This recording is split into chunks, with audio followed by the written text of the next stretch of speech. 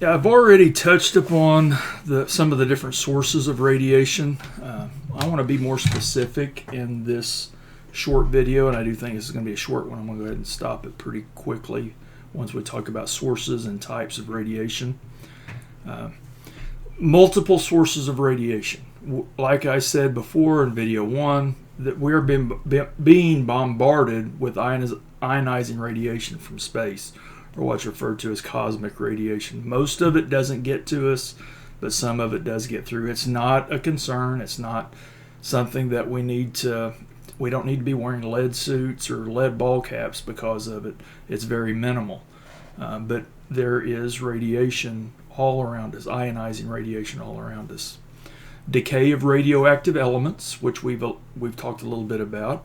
The decay of uranium-238. Along that decay chain, there's a development of radon, which accounts for the greatest source of exposure for Americans, about 2/3 of our radiation exposure. Then we have man-made ionizing radiation. This man-made ionizing radiation is induced by electrical energy. Different machines are powered by electricity. Those machines produce ionizing radiation. The best example of a machine made ionizing radiation would be Xrays, the X-ray machines. Nuclear fission, which is a splitting of an atom. This is what goes on in nuclear reactors. The exposure here, the amount of radiation that we're exposed to is minimal, the average person. Even those working inside facilities, they're going to be well shielded from the radiation that's produced during the fission process. Different fuels, radioactive materials are used as fuels. The fuel rods for nuclear power facilities, that is another source of ionizing radiation. We even have nuclear-powered vehicles. I know there are nuclear-powered submarines, and I believe there are other nuclear-powered weapons as well. I mean, when I say nuclear-powered weapons, I'm talking about ships and such that are powered by nuclear reactors. Then finally, we have nuclear weapons and nuclear weapons testing. The potential there is great. If there's a widespread nuclear war, we would need to be concerned. But as it is now, the weapons testing that has taken place, the weapons that have been detonated only on 2 occasions in the Earth's history, we're talking about minimal exposure from nuclear weapons. The greatest source is going to be the decay of radioactive elements, especially radon, which is part of uranium-238's decay chain. In the news recently has been the story about a landfill in Broken Arrow that contained radioactive waste.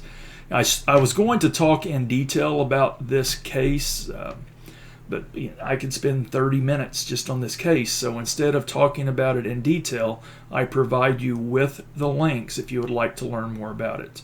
And the links are to the EPA website. The EPA, the Oklahoma Department of Environmental Quality, has been involved in this site, doing the cleanup, doing the capping, containing the hazard. And it's pretty much contained. It's not a concern.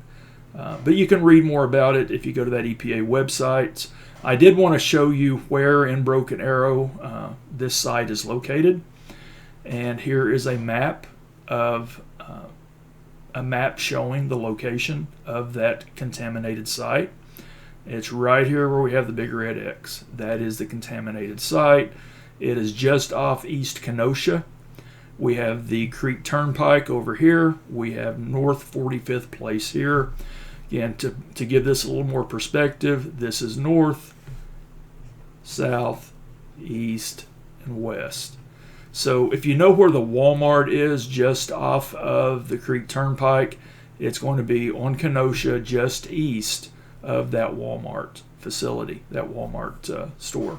And if you're familiar with Tractor Supply, it's basically across the street from the Tractor Supply. But again, it has been contained. This is not a new discovery. I believe if you look at the EPA documents, this site has been on the EPA radar since about 2007 as a contaminated site. Testing was done then. It was concluded that it wasn't a significant risk to the public. But just recently, last fall, when they started the cleanup, it came into the news again. As far as I know, the cleanup has been completed and some post-cleanup testing has been done.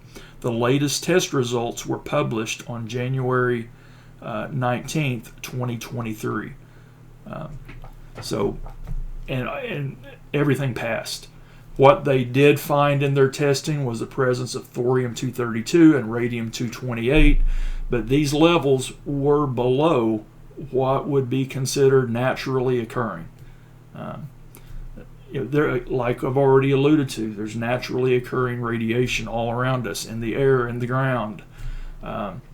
These levels of thorium-232, radium-228 were below what we would expect naturally to occur. So, now, if I were buying a house in Broken Arrow, I probably wouldn't buy a house in this neighborhood, in any of these neighborhoods. But if I already owned a house in these neighborhoods, I probably wouldn't move because of this concern. It doesn't appear to be, based upon the EPA reports, a significant health risk. But if you would like to read more about this particular case of radiation contamination in our area, take a look at those links that I provide on the index of internet resources. Different types of ionizing radiation. We have particulate radiation. Under the heading of particulate radiation, we have alpha particles, which result from the decay of radioactive elements, also from space. Some of the cosmic radiation that reaches the Earth is in the form of alpha particles. Radon produces alpha particle radiation. We'll talk more about that as we move along. Beta particles, or also referred to as electron particles, these can result from the decay process, cosmic radiation, or man-made radiation from nuclear or atomic accelerators. Positrons, another type of particle. Neutron particles that can result from fission, decay, and machine sources. Then proton particles from nuclear accelerators and cosmic sources. Then we have electromagnetic forms of radiation. Particulate, electromagnetic. This magnetic radiation is also referred to as high energy photon radiation. More specifically, we have gamma rays and X-rays. X-rays can occur naturally from some elements, but normally any X-ray exposure we have would be from man-made X-rays. Applying electrical energy to X-ray tubes, it produces the X-ray radiation. A little bit more about alpha particles and the danger associated with alpha particles. Alpha particles do not have a lot of penetration energy. Penetration energy. They cannot penetrate most materials. Air, paper, dead skin layers can be sufficient for shielding from alpha particles. But alpha particles are extremely dangerous, because if they're ingested, if they're inhaled, if they get into our body, they can do a significant amount of damage. The Q factor, which is a measure of the potential biological effect, the Q factor for alpha particles is 20, and that's the highest level. Some of the other types of radiation are going to be below a Q factor of 20. And it is the most common exposure. As I've said about 5 times now, probably be a quiz question on this. 2/3 of the U.S. exposure are from radon. Radon produces the alpha particles. The graphic down here, it shows alpha, beta, gamma particles and neutron radiation and its penetrating capabilities. Again, alpha is going to be shielded with something as simple as a piece of paper. So even though it doesn't have penetrating energy, it is dangerous through inhalation or ingestion. It can do damage. Beta particles, they can travel several feet in the air, need something more substantial for shielding. They can be shielded by plastic, aluminum, or wood. One thing about beta particles that, let me say something here about shielding and control measures. If we are in a facility and we need control measures, such as shielding, to protect workers from beta particles or other forms of ionizing radiation, as safety professionals, we're not doing that. There are going to be engineers involved in designing the shielding systems. We're not going to have to do that, but it is important to know that lead should not be used for shielding beta particles, because it may create X-ray forms of radiation. It may result in a release of X-rays. Now, beta particles can penetrate the skin, but just like alpha particles, inhalation and ingestion, the most harmful. But the Q factor, I don't have it on the slide here, the Q factor for beta is only 1. Alpha was 20. Considered much more damaging than beta particles. Beta particles are also referred to as electron particles or electron radiation. Then we have gamma and X-rays. Again, these are the electromagnetic forms of radiation. They can travel great distances through the air, and you need something substantial to shield against these rays, gamma rays and X-rays. Lead or concrete are common shielding materials. Easily penetrates the human body, easily absorbed into the tissues, and again, as they're absorbed into the tissues, they're messing up our atomic structure. They're messing us up at the atomic level. Neutron particles, the greatest degree of penetration, shielded by concrete or water. Hydrogen-containing materials like water make excellent radiation shields. Water shielding, where practical, is very good.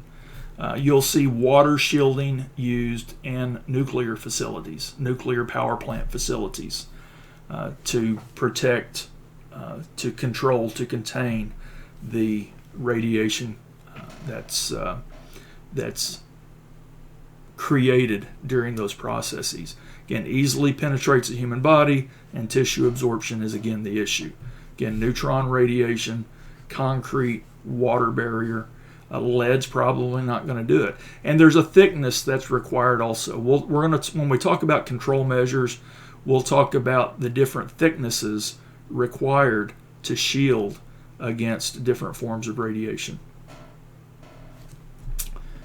Let's talk about some measures of radiation. Actually, I'm going to go ahead and I'm going to do this in another video. Let's stop here, and in the next video we'll talk about measuring radiation. There are a lot of different measurement units. We've talked about electron volts already, but there's a lot of different measurement units, and it can kind of get confusing. I'll try to simplify it as much as I can in the next video.